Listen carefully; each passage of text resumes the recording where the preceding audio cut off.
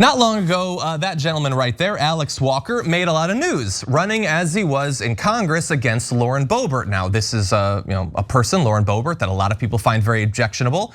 Some of them found his first ad objectionable, though. If funny, it was a video of someone that looked like Lauren Boebert having poop rained down on them, pointing out that she speaks a lot of BS, I suppose. Well, that generated a lot of attention, although many watching the ad might have thought that it wasn't a serious run for Congress. Apparently it is, but although he identifies as a Democrat, there's a few issues that progressives might have with all of this. I wanna show you a little bit of him talking about progressives here.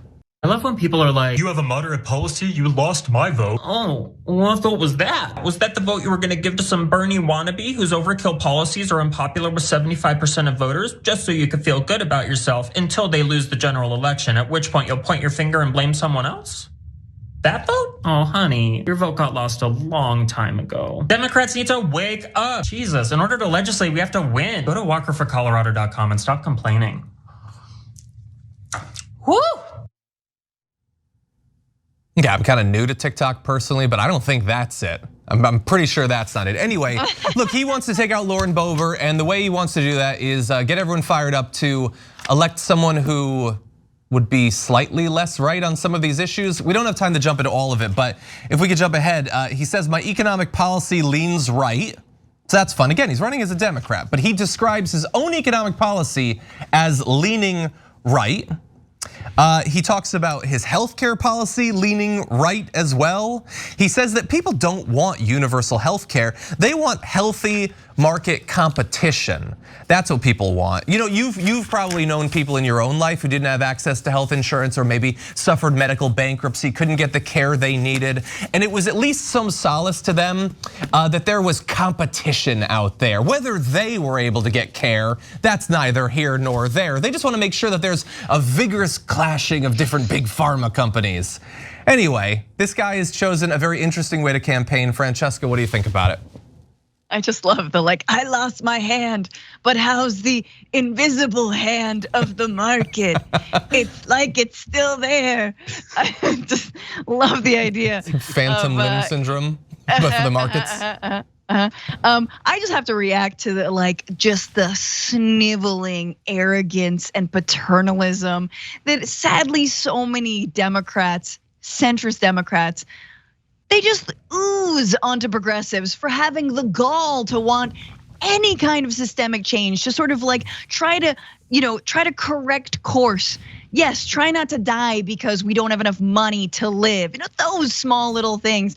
And so it's I'm all in favor of having hilarious campaign ads where Lauren Boebert gets dumped on by a bunch of manure or poop or any kind of, honestly, any kind of scat I'm down with, but I am not down with this. Just again, it feels like Hillary supporters telling Bernie supporters to shut up.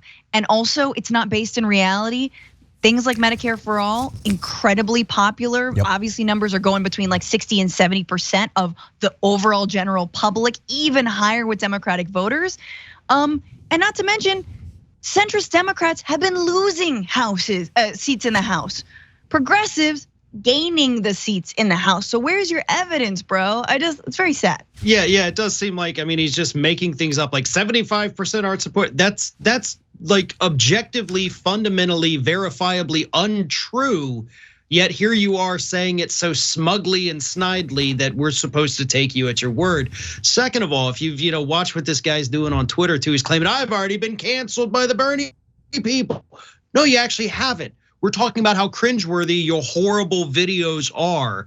But what he's doing is he's effectively laying the groundwork for when he ultimately loses this race, which is going to happen.